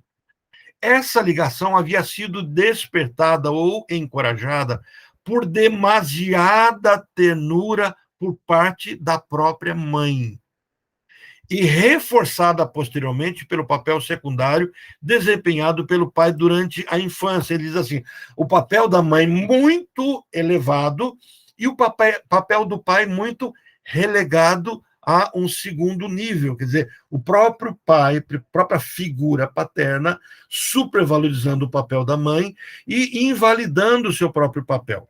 Isso me lembra a história de uma paciente, de uma pessoa que me procura para atender o filho foi meu paciente, e a fala dela era assim, o menino tinha 11 anos, ela diz assim, tenho medo que o meu filho se torne um homossexual. Eu disse, por que esse medo? Ele falou assim, olha, eu tenho históricos na família, tenho parentes que são, e eu percebo nele os mesmos comportamentos. E eu estou tomando, ela diz assim, estou tomando providências para que isso não aconteça. O curioso é que era uma mãe forte, mais forte que o marido, muito com amor intenso pelo filho, com medo de que o filho sucumbisse àquilo que ela chamava de um destino da família. Então, ela levava o filho para jogar futebol, levava o filho para o karatê, levava o filho para fazer aquilo que ela identificava como coisas que levassem ele para a masculinidade, entre aspas, aí. E aí eu falei assim, então ele faz escolinha de futebol? Faz escolinha de futebol, tem karatê, tem tudo que a gente interpreta que é masculino, ele participa. Ah, e quem leva? Eu? Eu falo assim, espera um pouquinho. Ele joga futebol, porque você acha que então ele vai se tornar mais menino jogando futebol. E quem leva é a mãe. Ele faz karatê, porque você acha que o karatê vai torná-lo mais másculo. Mas quem leva é a mãe. E ele faz isso por amor à mãe. E ele passa o dia todo com você, vinculado a você. Qual é a participação do pai? Não, o pai dele é tranquilo, chega cansado do trabalho, toma um banho, dorme, não tem tempo para isso. Pois é, então você está construindo uma mente que terá caminhos homossexuais. Seu marido deve fazer esse caminho. A figura, a preponderância do pai é importante. É isso que Freud está tratando nesse texto. Diz assim, ele menciona Sadiger, chama atenção para o fato de que as mães dos seus pacientes homossexuais serem muitas vezes masculinizadas. Mulheres com enérgico traço de caráter e capazes de deslocar o pai do lugar que lhe corresponde. Isso me lembrou aquele ator, esqueci o nome dele, que faleceu, acho que um mês retrasado, que escreveu, que participou, que fez o filme Minha Mãe é uma Peça, o 1 e o 2, filme que você dá muita risada, muito interessante, mas mostra e é interessante que ele acaba contando da história dele ali, interpretando o papel da mãe dele e do medo tem uma cena onde ele fazendo o papel de mãe, chega para o filho e fala, você é gay, e não sei o que, com medo do filho se tornar gay, ele traz toda essa angústia e sofrimento de uma forma bem leve, né? Paulo Gustavo, acho que era o nome dele, né? Então, a gente começa a perceber mães fortes, por uma exigência histórica, pelo próprio perfil, mas que acabam fazendo o papel do pai, invalidando o pai. Aí, observei ocasionalmente a mesma coisa, isso era a observação do Sadiger, tá? Aí o Freud falou, eu observei a mesma coisa, porém me impressionei mais com os casos em que, olha, o pai estava ausente. Freud diz assim, os pacientes homossexuais, o pai estava ausente desde o começo, ou abandonar a cena muito cedo, deixando o menino inteiramente sob a influência feminina. Aí você fala, então foi por imitação. Não, Freud não trabalha esse conceito. A construção é sutil, no período pré-edipiano, é construção de identidade, é construção de busca. E aqui vocês vão perceber que essa construção, essa construção freudiana da sexualidade apresenta. Essa construção edipiana de sexualidade apresenta algo que está surgindo dentro da criança. E não só por comportamento, não é porque o menino é mais delicado, porque aprendeu a ver, a andar de determinada maneira, porque é criado só com mulheres. Não, não é isso que ele traz. Olha, na verdade, parece que a presença de um pai forte asseguraria no filho a escolha correta de objeto, ou seja, uma pessoa do sexo oposto. Aí vem o grito histriônico. Então, quer dizer que não é uma escolha correta buscar uma pessoa do mesmo sexo? Biologicamente, não é correta. Lembra? Freud não está trabalhando conceitos de moral. Então, eu não consigo fazer uma leitura, quando ele traz esse texto, sobre que o homem deveria fazer uma escolha correta buscando o seu oposto, como um preconceito à homossexualidade. Ele não está trabalhando conceitos morais, ele está trabalhando a questão de biologicamente, o que se espera biologicamente de um homem, de um ser que tenha pênis. Um ser que tem uma vagina. Então, assim, essa é a correspondência. E ele diz assim, que a presença de um homem, de um pai forte, levaria talvez a essa escolha. A grande busca nossa passa a ser entender o que é um pai forte. Porque está cheio de homem muito forte, que é extremamente fraco na presença na vida do filho. Essa parece que é a marcação. E é isso que ele vai buscar na história do Leonardo. Olha, depois desse estágio preliminar, estabelece-se uma transformação cujo mecanismo conhecemos, mas cujas forças determinantes ainda não compreendemos. O amor da criança por sua mãe não pode mais continuar a se desenvolver conscientemente. Ele sucumbe à repressão. O menino reprime seu amor pela mãe, coloca-se em seu lugar, ele está descrevendo a construção do que ele chama de invertido. Vou repetir aqui. O amor da criança por sua mãe não pode mais continuar a se desenvolver conscientemente. Ele sucumbe à repressão. Então, esse menino, por força do Édipo, que ama tanto sua mãe, agora isso não pode ser mais consciente. A construção edipiana, a estrutura edipiana, estruturou para ele o local do recalcamento. Então, agora ele é um neurótico. Agora ele tem essa marca da neurose. Então, esse ser neurótico não pode enfrentar que ele ama tanto a mãe, ao ponto de tê-la como seu objeto de desejo. O menino... Sim? Orlando, isso acontece quando o menino chega perto ali da fase da adolescência, que a mãe passa a ser um mico perante os amigos dele? Não, ainda não. Isso é 3 a 5 anos ainda. Ah, tá. Porque chega a uma certa idade que ele começa a mas rejeitar a mãe de todo jeito. Sim, porque mas você identificou bem, tá? Ele não está falando disso, mas o que você identificou é exatamente o que acontece. O menino, na adolescência, dessexualiza a mãe. Ela não é mais... Porque se ele não fizer isso, ele terá que enfrentar o desejo interno dele de que a mãe é o desejo dele. Então, ele precisa tirar a mãe do campo do feminino, a mãe se torna um ser assexuado, por isso a mãe não faz sexo, a mãe não tem marido, a mãe não tem relacionamento. Por quê? Porque ele não pode ver isso para poder desejar a menina. Então, ele consegue ver a menina, se encantar pela menina, e ele dessexualiza a mãe. E aí a mãe sempre será um mico, será o que o humilha, que o constrange, que o invalida. Então, ele vai fazer essa recusa da mãe. Mas não é isso que Freud está falando. Então, o que você está falando acontece, mas já num período de reafirmação disso. Tá ok? Então, o amor da criança por sua mãe não pode mais continuar a se desenvolver conscientemente e ele sucumbe à repressão. O menino reprime seu amor pela mãe, coloca-se em seu lugar. Aqui que acontece a inversão. Enquanto numa estrutura neurótica, da construção da heterossexualidade, o menino reprime seu amor pela mãe e coloca-se no lugar do pai e se identifica com o pai para, simbolizando a mãe, buscar a mãe, Esse menino não abre mão do amor da mãe e se coloca no lugar da mãe. O Édipo aconteceu. Ele conseguiu se estruturar como neurótico. Ele não tem a mãe como sua mulher, conscientemente. Mas inconscientemente, ele se alia à mãe. Lembra, para ele se colocar como mulher, ele se vê castrado. Então agora ele vai fazer a busca pelo masculino.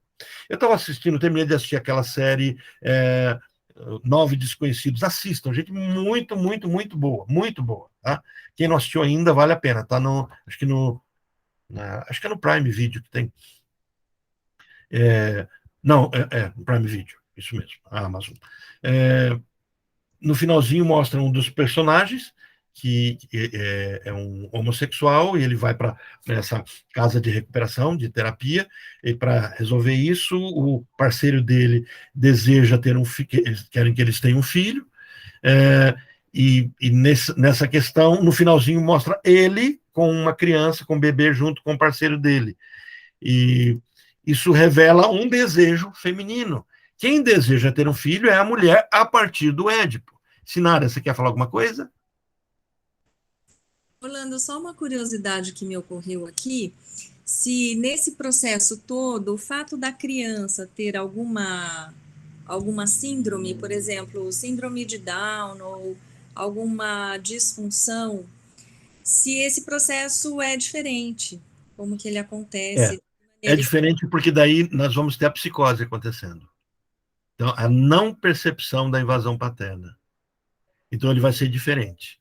Então, assim, em tese, de uma forma muito simplória, que eu vou falar muito simplória, passível de muitas críticas, porque é simplória, não estou trazendo o rebuscamento disso, mas de alguma forma todos os psicóticos caminharão num viés de homoafetividade por se identificar com a mãe, estarem vinculados à mãe.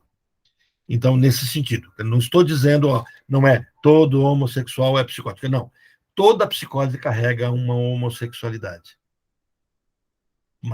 Mas está na estrutura psicótica. Então, o Down está nessa estrutura. A interdição paterna não acontece. O vínculo com a mãe é muito forte. Então, nós teremos aí os quadros de uma sexualidade não madura. Então, nós teremos um caso de talvez de um tipo de, se a gente puder identificar como uma homossexualidade. Mas eu estou tendo cuidado de não fazer o oposto. O homossexual, nós estamos falando, é um neurótico, que está fazendo uma escolha madura, uma escolha psíquica, uma escolha neurótica, com o simbólico se formando, com o inconsciente. É um ser humano, tão ser humano completo, neurótico, quanto é o hétero. Nenhum é maior que o outro. O homossexual, o Down, alguns tipos de autismo, eles já estão numa estrutura que não consegue ultrapassar o Édipo. Eles sucumbem ao Édipo. Então, a prisão, o vínculo com a mãe é muito grande. E daí vem a questão deles não terem corpo, mas o corpo que eles têm é o corpo da mãe. O vínculo com a mãe é muito intenso. Ficou respondido, Sinara? Sim, mas aí, só uma outra dúvida que surgiu agora. Quando você fala de escolha madura, pressupõe-se que existe essa consciência de que é uma escolha. Sim. Isso. Então, só nesse caso é maduro. Sim. Quando é uma escolha, e essa escolha é consciente. Sim. Ele está consciente. Não. A escolha é inconsciente. A escolha é inconsciente. Ela é inconsciente e madura ao mesmo tempo. Isso. Ela é feita de forma inconsciente, por conta da repressão, e ela monta o nosso outro que monta quem nós somos. Ela é madura no sentido de que amadureceu. É um processo natural. Quer dizer, a criança pós-edipiana terá que fazer uma busca. E de um próprio corpo. E o que ela vai validar é qual é o corpo dela. Qual a identidade que ela tem. Então, o menino que passa pelo Édipo, passando pelo Édipo, e faz essa construção, e passa a ter medo de se tornar feminino, se vincula aos meninos e cria essa identidade masculina. E depois, na puberdade, ele faz o caminho seguinte, que é buscar o objeto de desejo dos meninos, que são as meninas. E aí ele, como a Leslie lembrou, dessexualiza a mãe. A mãe não é uma menina, a mãe é a mãe. Tanto é que tem uma música, mãe é mãe, paca é paca. Mulher é tudo vaca. Lembra dessa musiquinha? Quem canta, não sei se é Biquíni Cavadão, se é os Titãs, é uma dessas bandas, né? Então, assim, mãe não é mulher. Mãe é mãe, né? Lembra dessa música? Alguém se lembrou? Não, Orlando, não Então, conheço. é um rock. Mãe é mãe, paca é paca, mulher é tudo vaca. Tô cantando a música, né? Alguém, Mayra, você não lembra dessa música? Não é da sua época, mas você é mais jovem, deve talvez ter Lógico ouvido. que eu lembro, só que eu não lembro o nome. Mas eu lembro É, sim. então, assim, isso deixa muito evidente essa noção que nós temos. A mãe não é uma mulher. Tanto é que o menino, o homem, ele não quer pensar na mãe fazendo sexo, ele não quer ver, a não ser que isso carregue um desejo, um fetiche, e aí nós temos outra situação que pode estar acontecendo. Então, não é o natural. O que é o maduro? O que é o amadurecimento? O menino agora encontra a sua identidade. Então, aí você fala, Orlando, mas Freud diz nesse texto aqui que a homossexualidade se firma a partir da adolescência. E você está dizendo que ela está sendo construída no período de latência? Exatamente, ela está sendo construída e será terminada na adolescência. Então, não falamos de homossexuais até terminar a adolescência. Não, o menino tem 15 anos, é homossexual. É uma crueldade, é um desserviço à humanidade aceitarem que o menino de 10, 12 anos diga se que ele quer ter um nome social, que ele é homem, que ele é mulher. Não, ele não está construído ainda. É a mesma coisa você achar que uma menina de 11 anos pode fazer sexo com um adulto porque ela tem um corpo feminino, é mulher, então ela pode. Não pode. Ela não sabe o que é isso ainda. Ela está em construção. E aí, o que é triste é que você vai encontrar psicólogos defendendo essa teoria. Não se pode defender isso. E eu me arrepio quando eu vejo psicanalista defendendo isso, e não são poucos que defendem, tá, gente? Eu tô dando minha cara a tapa, que eu normalmente não gosto de trazer nesse viés, porque eu sei que eu vou ter um monte de colega que, não sei o quê, e principalmente alguns que são homoafetivos vão fazer isso. Mas, assim, a teoria, o Freud não está dizendo que é inferior, não está dizendo que é anormal, é um processo de maturidade. A escolha homossexual é um processo maduro, como a escolha heterossexual é um processo maduro. Entenderam? Não está preso. Agora, o psicótico, ele não tem uma escolha madura, ele não tem corpo. E é por isso que quando a gente traz aquele conceito do homossexual que diz assim, eu estou num corpo errado, então é psicótico. Quem não tem corpo é psicótico. Quem invalida o corpo, essa discussão de teoria de gênero, a pessoa dizer que ele é um carrinho de mão, que ele é um pássaro, ou que ele é um cachorro, ou que ele é um masculino, que ele é um feminino, que ele é os dois, isso é caso psiquiátrico, isso precisa se tratar como um caso psiquiátrico, um caso de psicose. A psicanálise pode tratar também como acessória nesse sentido. Né? Ficou mais claro, Sinara? Sim, Orlando. Ótimo, obrigada. Nada. Agora, falando de Leonardo, algumas curiosidades assim emergem, né? Primeiro porque ele é uma figura tão, do ponto de vista artístico, criativo, tão admirável. À medida em que você falava, eu também procurava considerar que ele está lá num contexto onde a igreja tem um peso muito forte, né? Onde os pecados são extremamente pesados. Era fogueira para ele. Oi? Seria fogueira. Ele seria queimado. Exatamente. Então, em que medida tudo isso interfere? E outra, né, Orlando, o fato dele ter sido um filho bastardo e ter crescido só com a mãe, a influência de um tio, né, super curioso, que foi muito marcante também no crescimento dele, e ter tido muito, muito contato com a natureza desde muito pequeno. E, além disso, também ficava pensando, enquanto eu te ouvi, o seguinte, aqui a gente falou sobre o sonho dele, né? Que ele descreveu como sonho. Mas, em que medida também ele não poderia ter sido uma criança abusada? Porque na época, né, na Renascença, aquele período, as crianças eram vistas como pequenos adultos e não como crianças.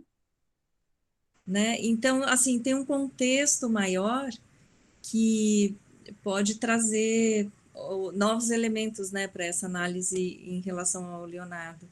Sim, sim. A história dele pode trazer, né, essas variáveis, essas possibilidades. Sim? Sim. Ele tinha também uma relação de fé assim muito elevada, né? Até onde consta.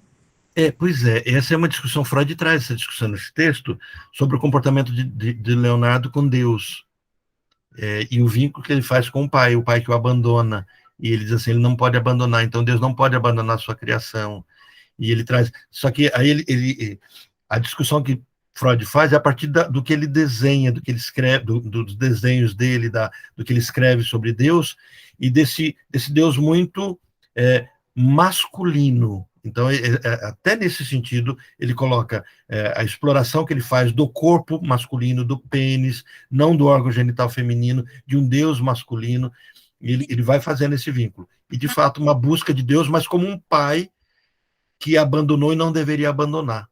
Mas, Orlando, na época era um mindset relacionado a Deus, era a figura de Deus que predominava, né? Um Deus todo-poderoso, julgador, caçador, enfim, dominador. Era isso, para todo mundo, não só para o Leonardo. Exato. Então, isso também pesava, né? E só um detalhezinho nisso, essa figura toda masculina com traços femininos. Jesus na Santa Ceia tem traços femininos. João tem traços femininos. E é muito, o andrógeno está muito presente nos desenhos dele. Você percebe rostos de mulheres masculinizados ou rostos femininos com trejeitos masculinos. Sim, mas isso é o que a gente vê como representação. Mas Sim. Qual teria sido a intenção dele? Será que a gente tem condição de julgar a intenção dele ter trazido esses elementos? Será que, de alguma maneira, dentro da genialidade dele, ele não queria, talvez, justamente provocar uma reflexão? Enfim, tem tantas possibilidades, né? Sim. Julgar a intenção. Freud pega mais essa questão do pai como um pai ausente que construiu essa estrutura. Essa é a busca que o Freud faz. Assim, dentro do material que ele tinha também para aquela época. Ele analisa os quadros dele e faz essa busca de um pai ausente. Tanto é que ele coloca a questão de quando o pai morre, o Leonardo, nas anotações dele, ele tinha um caderno de anotar tudo, ele anota 2 vezes a morte do pai. Dia 7, depois no dia 7. E ele não tinha costume de fazer isso. Ele fala assim, o peso do pai era tão grande, esse pai ausente, que o abandona, então ele é o bastardo, não é reconhecido. Esse pai ausente que o abandona quando morre tem um peso grande para ele. E a própria existência do tio também um peso enorme, que ele vai colocar. Aí ele vai trazer também todos os nobres que o sustentavam, a forma como ele os recriminava como pessoas que não davam conta de terminar o que tinham começado. Então, tem um duque que depois, que é o que sustentou durante muito tempo para as obras de arte que ele estava fazendo, e depois esse duque se perde, deposto, e aí ele coloca essas críticas, né? Alguém que começou e não terminou, era a figura paterna, a figura divina, e ele mesmo começava as obras de arte dele, não dava conta de terminá-las, dado ao perfeccionismo que ele tinha. É a história dele. Essa também é uma parte da nossa interpretação sobre ele, né? Sim, sempre. Porque a atitude dele deixar a obra inacabada, ela pode ter várias questões, né? Que a gente nunca vai conseguir exatamente determinar como uma certeza, né? E até ser simplesmente uma rebeldia. Porque ele era um tanto rebelde nesse sentido de se submeter, né? Ele se submetia até o ponto em que ele precisava sobreviver, não é mais ou menos assim a história? Ele era muito perfeccionista. Então, a percepção que Freud tem para trazer essa questão dele não conseguir terminar é porque tinha que ser tão perfeito que era impossível. Toda vez que ele terminava, ainda alguma coisa teria para se fazer. Então ele acabava abandonando, porque se ele não fizesse isso, ele ficaria travado em alguma coisa. Orlando, na busca da perfeição.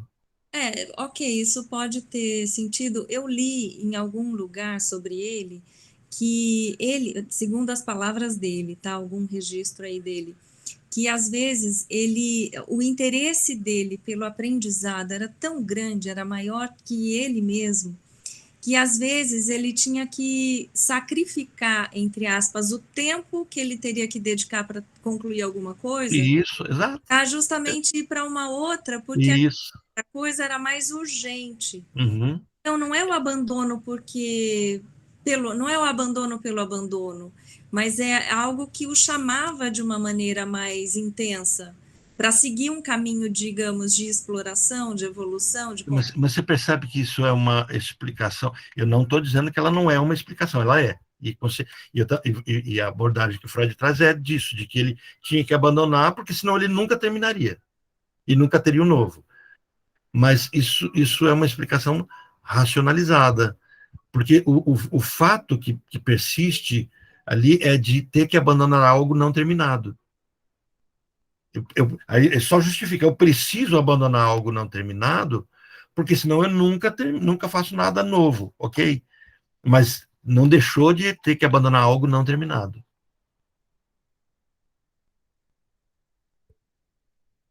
Tem sentido? Sim, mas eu acho que também é o nosso viés olhando para isso. É. Alguns obsessivos, eles travam, eles não conseguem abandonar. Eles ficam tentando, até chegar a... Vamos pensar no Michael Jackson com o nariz dele, né? Tentando dar um acabamento melhor, melhorar, perdeu o nariz.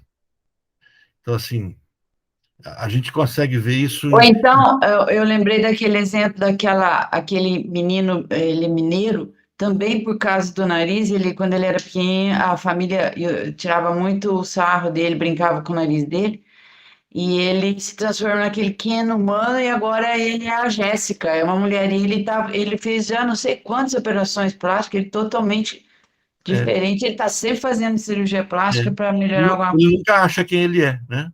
Sempre buscando melhor, mais perfeito. E esse princípio é obsessivo. Assim, Ele está buscando o mais perfeito ou ele está buscando uma adequação à expectativa do amor que ele nunca recebeu e ele espera receber? pois é. Essa segunda perspectiva é histérica. Se eu busco uma adequação ao amor que eu quero receber, adequação ao amor do outro. Então, eu busco esse olhar do outro. Mas se eu tenho um ideal e eu quero buscar a perfeição desse ideal, aí ele é obsessiva. Nós teríamos duas perspectivas distintas, independente do nome que a gente dá. Mas uma é eu me adequo, outra é eu me esmero.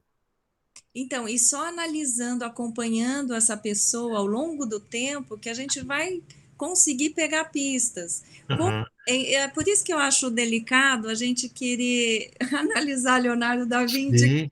Não, mas é por isso. Mas Freud não está fazendo análise dele. Freud está analisando, tendo a percepção de como é que a sexualidade dele, essa forma de se tornar homossexual, como é que ela revela em outros pacientes dele sutilezas, igualdades, caminhos idênticos, então, independente da genialidade. Porque ele trata a homossexualidade do Leonardo como uma sublimação, como um jeito de ter sublimado as pulsões homossexuais por meio da arte. Mas ele só faz análise dos quadros, e é por isso que até eu nem trouxe a questão do quadro em si, do Abutre, porque isso já foi, alguns teóricos perceberam que Freud foi enganado pela pesquisa dele e chegou no lugar errado. Mas não na teoria errada, na ilustração dele, de forma errada. Eu tinha até colocado o quadro para ver, que a gente vira tudo, e falei, não vou nem entrar muito no mérito disso, porque a gente vai fugir muito do tema, que é a busca de como é que se constrói uma homossexualidade. Ele olha para o caso do Leonardo e pega ele como um exemplo. Ele diz assim, ao invés de eu pegar o exemplo da clínica psiquiátrica, vou pegar o exemplo de um personagem que é tão inteligente, tão genial. Certo? Obrigada, Orlando. Que isso. Então, o menino reprime seu amor pela mãe. Ainda dentro dessa construção. Então, primeiro, ele sucumbe, é apaixonado pela mãe, agora ele reprime isso, aí vem a pergunta que a senhora tinha feito, eu falei, é inconsciente, é uma decisão, ele reprime, sucumbe à repressão. Aí o menino reprime seu amor pela mãe, coloca-se em seu lugar, identificando-se com ela. Olha, o caminho do hétero seria não se identificar com a mãe. Ele reprimiria o amor pela mãe, colocaria-se no lugar do pai e seria similar a ele. Não, ele identificando-se com ela. E toma a si próprio. Aí eu vou usar a forma como o Nasio explica esse texto do Freud. Ele diz assim: o menino, fiel à escolha da mãe, não pode traí-la. Então, voltando por Freud, identifica-se com ela e toma a si próprio como um modelo a que deve assemelhar-se os novos objetos de amor. Então, assim, ele passa a imitar a mãe e nessa fantasia, como a mãe, quem a mãe escolheu? Escolheu ele. Então, para ser fiel à escolha da mãe, não trair a mãe, ele terá que localizar, buscar alguém igual a ele. Como ele se vê? Como ele se vê? E aí vem uma discussão barra pesada, né? Como ele se vê sem pênis, porque identificou-se com o corpo de uma pessoa castrada, independente de tê-lo, agora ele busca um ser com pênis. Joia, ele fez isso. Então eu posso dizer que esse rapaz é um homossexual? Bom, culturalmente falando, sim. Mas, psiquicamente falando, ele tem um corpo feminino. Psiquicamente falando, ele é castrado. Então, psiquicamente falando, a relação não é homoafetiva. Percebe a bagunça que a gente faria na cabeça? E percebe que não está tão acessível às pessoas do senso comum, porque elas estão vendo o que elas estão vendo. Um homem masculino, um corpo masculino, com os órgãos genital masculino, buscando outro homem masculino, com órgão genital masculino. A sociedade vê isso. E aí, então, ela diz que essa relação é homossexual. Duas pessoas do mesmo sexo se relacionando. É homoafetiva. Duas pessoas do mesmo sexo que se afetam, que têm vínculo uma com a outra. E Freud está dizendo, ok, só que na fantasia isso não está construído. Na fantasia, este homem se vê como mulher. Olha, é diferente de assim, eu estou no corpo errado. Isso é psicose. A fantasia é de que esse homem agora é uma mulher. Então, a busca desse homem na fantasia dele é por um homem. Os termos, agora, sociais vão ou não se adequando. O menino reprime seu amor pela mãe e faz tudo isso. Então, desse modo, aí Freud, voltando à leitura, desse modo, ele transformou-se num homossexual. O que de fato aconteceu foi um retorno ao autoerotismo. O menino recua a uma posição anterior, uma posição narcísica, e Freud menciona isso, é aqui que ele cita pela primeira vez o narcisismo, num desejo do próprio corpo, não como seu corpo, mas buscando o seu corpo no outro. Então ele faz essa busca do seu corpo no outro. O que de fato aconteceu foi um retorno do autoerotismo, pois os meninos que ele agora ama, à medida que cresce, são apenas figuras substitutivas e lembranças de si próprio durante sua infância. Meninos que ele ama de maneira que a sua mãe o amava quando era ele uma criança. Narcisismo. Era uma jovem. Ele conta um pouquinho da história do jovem que apaixona pela própria imagem. Ele diz assim, o Leonardo fazia isso. Ele era apaixonado por jovens bonitos porque a mãe o via como bonito. Sinara, pode falar. Não, Orlando, quando você descreve esse processo e o fato de que o homem está buscando, né, ou melhor, que o homem não se vê no corpo e tudo mais, né, no corpo que tem, e se reconhece mais como um feminino, eu fiquei aqui pensando em alguns casos que eu acompanhei, né, de pessoas amigas, assim, próximas, que também se confidenciavam um pouco, né, o que eu ouvia é que eles não se reconheciam num corpo feminino, eles eram homens e não abriam mão de... Mas, no entanto, a atração acontecia por outro homem. Agora, o que tem de comum nessas histórias, né, que não foi um processo de escolha na infância, foi como é que a gente pode dizer, uma condição de vida, talvez, né, uma escolha a partir de fatos de vida, ou seja, essas pessoas que eu tive contato e me confidenciaram isso, todas foram abusadas, de alguma forma. Então, esse caso não é o caso que ele menciona do Leonardo, mas é o caso que a gente discutiu semana passada, que tem dois caminhos, né? A pessoa pode imitar o outro que surge, a figura paterna, e aí Freud fala assim, estranhamente, as pessoas abusadas fixam sua sexualidade na figura do abusador, e Sim, passam, então, a fazer uma escolha com base naquilo. Então, o que você está falando está perfeito. sim. Há um outro grupo Aham. cuja sexualidade é firmada exatamente pelo abuso. Só Isso, que aí ela traz dor. É sim. diferente dessa aqui. Essa aqui não traz dor. Isso é uma Uhum. escolha de amor. A outra é uma escolha por dor. A pessoa se sente prisioneira naquela condição. Isso, E ela exato. até pode eventualmente se sentir atraída pelo sexo feminino, mas ela se sente aprisionada na atração Isso. masculino. E Perfeita a sua análise.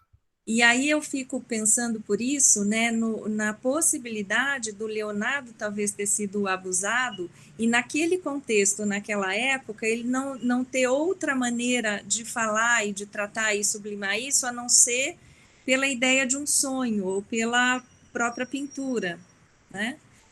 Enfim, É uma teoria. uma, Freud não aborda nesse formato, né? sim, Porque mas parece que ele não enxerga essa questão do abuso no Leonardo por não haver um comportamento abusivo.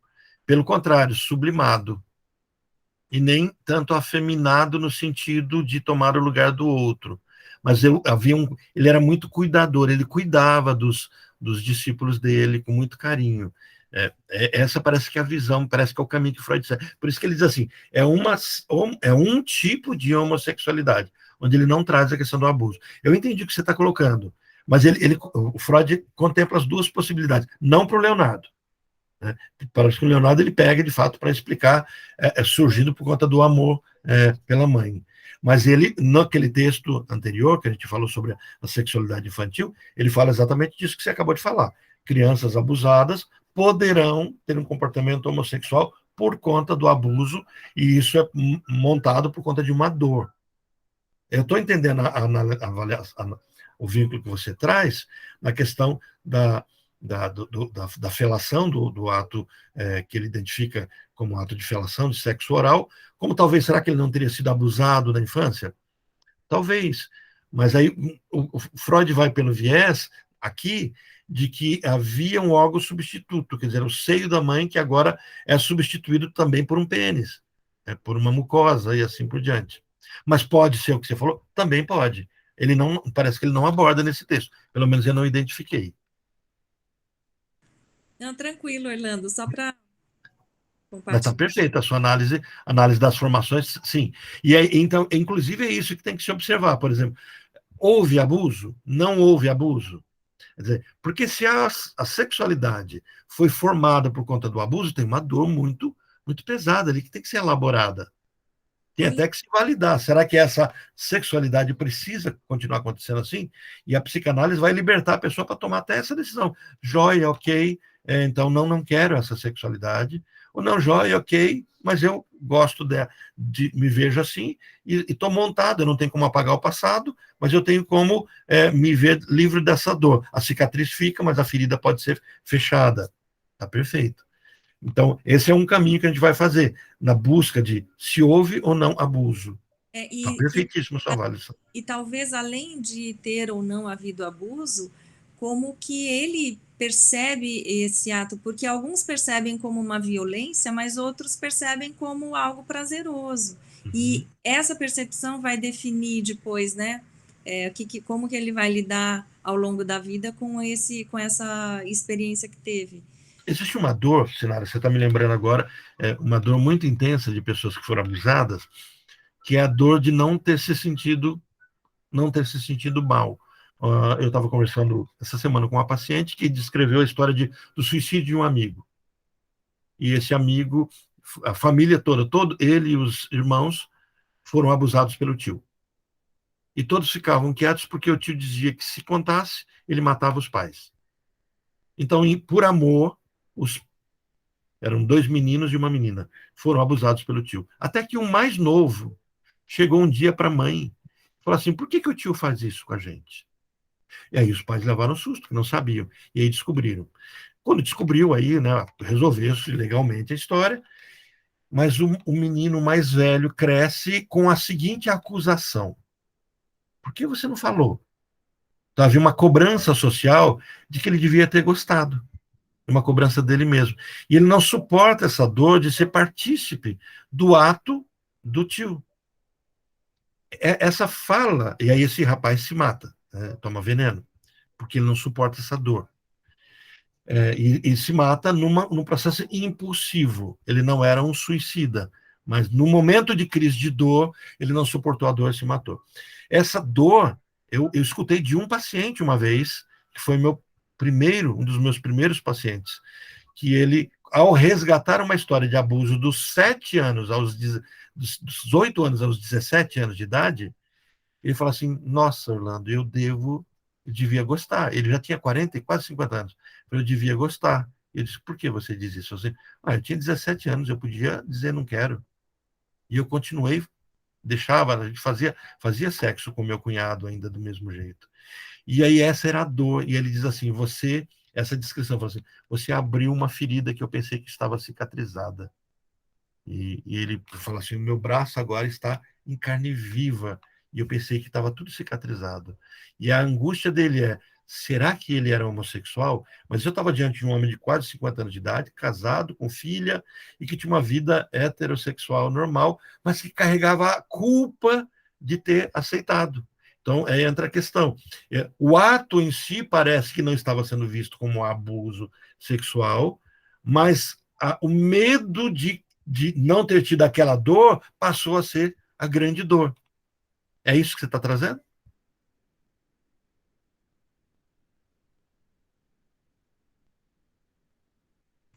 É isso mesmo, Orlando. É interessante as variáveis, né, que a gente vai achando. Só para avançar aqui, a gente tem mais 8 minutinhos, dá para pelo menos fechar essa partezinha aqui. Olha, ele continua aqui. Um homem, isso Freud, tá? Um homem que assim se torna homossexual permanece inconscientemente fixado à imagem minêmica de sua mãe. Reprimindo seu amor à sua mãe, conserva-o em seu inconsciente e daí por diante permanece-lhe fiel. Quando parece perseguir outros rapazes, gravem essa expressão, tá, gente? Quando parece perseguir outros rapazes e torna-se seu amante, na realidade está fugindo das mulheres que o possam levar à infidelidade. Então, esse tipo... toda homossexualidade é assim. Não, não. A Sinara até apontou a homossexualidade construída pelo abuso. Tem vários. Mas esse tipo de homossexualidade, esse homem não é homossexual porque não gosta de mulheres. Esse homem é homossexual porque a forma de não trair a mãe é tendo homens que são iguais ao que ela escolheu, iguais a ele. Então ele buscará homens parecidos com ele, que têm aquilo que a mãe escolheu para ele, porque ele já está vinculado à figura da mãe. Então ele está falando que essa homossexualidade não é porque esses homens não gostam de mulheres, mas ele não pode gostar de mulher. Existe um proibitivo. Em casos individuais, a observação direta tem nos permitido demonstrar que o homem que dá a impressão de ser sensível somente aos encantos de outros homens e sente-se, na verdade, atraído pelas mulheres, como qualquer outro homem normal, mas em cada ocasião procura transferir imediatamente a excitação provocada pela mulher para um objeto masculino e desse modo repete incessantemente o mecanismo pelo qual adquiriu sua homossexualidade. Então ele fica sempre buscando. Quando ele localiza uma mulher, ele acha na mulher algo que ele precisa do masculino para encontrar no homem para não trair a própria escolha. Fechando, tá, gente? Agora eu fecho. Aquilo que, por motivos práticos, é igualmente chamado de homossexualidade, poderá ser o resultado de uma variedade enorme de processos inibitórios psicossexuais. Quer dizer, vamos chamar assim, essa é uma homossexualidade necessária.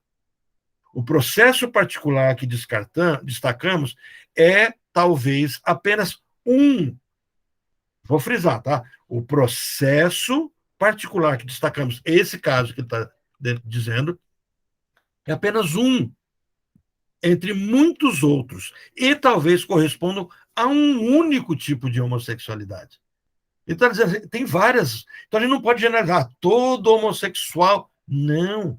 Esse é um caso que a gente vai encontrar em um monte de gente. Mas a gente vai encontrar homens que foram abusados, homens que têm dúvidas sobre a sua sexualidade e passam a tentar. Quer dizer, nós vamos ter casos de histeria, vamos ter casos de psicose, vamos ter casos de abuso e vamos ter casos de uma figura materna muito forte. Então, devemos admitir que o número de casos de homossexualismo desse tipo, em que podemos reconhecer as causas determinantes assinaladas por nós, é bem maior do que aqueles em que, de fato, se concretiza. Portanto, nós também não podemos negar a influência exercida por fatores constitucionais. Olha o que ele está falando, que acho que é o que a Sinara também estava apontando. Existem outros fatores, inclusive constitucionais. Um homem que nasce com pênis muito pequeno, então ele menciona isso no outro texto, um homem que nasce com características femininas, um homem que tem dúvidas sobre a sua própria sexualidade que é imposto pela sociedade, um homem que foi abusado, são todos outros fatores que vão incrementar isso não. Influência exercida por fatores constitucionais desconhecidos, aos quais geralmente se atribui toda a homossexualidade. Não teríamos tido motivo algum para entrar na gênese psíquica da forma de homossexualidade que estudamos, se não houvesse um forte pressentimento de que Leonardo, cuja fantasia sobre o abutre foi nosso ponto de partida, fosse, na verdade, um homossexual exatamente desse tipo. Então, para Freud, essa era a homossexualidade que ele via no Leonardo. Leonardo mantinha um diário, e ele, a partir do diário dele que ele consegue ter essas percepções, desses exageros, dessa meticulosidade, dessa busca que ele fazia. E foi, então, através dessa relação erótica com a mãe, que ele se tornou homossexual. Então, ele vai pegar uma frase do Leonardo, ele vai parafrasear, ele vai dizer assim, tá? Porque o seu significado era exatamente que, como já havíamos afirmado relativamente a esse tipo, teríamos de traduzir assim: foi através dessa relação erótica com a minha mãe que me tornei homossexual. Então ele pega a frase que ele traz do sonho e parafraseia e diz que essa então seria a frase dele. Gente, eu acho que deu para a gente extrair o básico desse texto. Tem muita coisa, para vocês terem ideia, está na metade só do texto. Vou fechar com uma última citação dele aqui, mas assim, eu acho que a gente não precisa avançar muito na leitura, que vocês podem ler e a gente pode, numa discussão paralela, continuar sobre isso. A gente pode, na semana que vem, trabalhar o outro texto sobre a homossexualidade feminina, porque senão a gente transforma isso num curso de sexuação, e o objetivo é só trazer para vocês as falas da psicanálise sobre isso. Tá? Para fechar de fato, né, 2 minutos eu tenho, para não estourar mais do que isso, podemos traduzi-la assim: minha mãe beijou-me apaixonada e repetidamente na boca. Essa é a visão que ele tem daquele quadro do pássaro. A fantasia surge da lembrança de ser alimentado no seio e de ser beijado pela mãe. A natureza generosa deu ao artista a capacidade de exprimir seus impulsos mais secretos, desconhecidos até por ele próprio, por meio dos trabalhos que cria. E estas obras impressionam enormemente outras pessoas estranhas ao artista e que desconhecem, elas também, a origem da emoção que sentem. Pessoal, brigadão. Vejo vocês semana que vem com a continuidade do tema homossexualidade, mas será então a homossexualidade feminina, que foi um estudo de caso também de Freud. Tá? Um abração para todo mundo. Obrigada.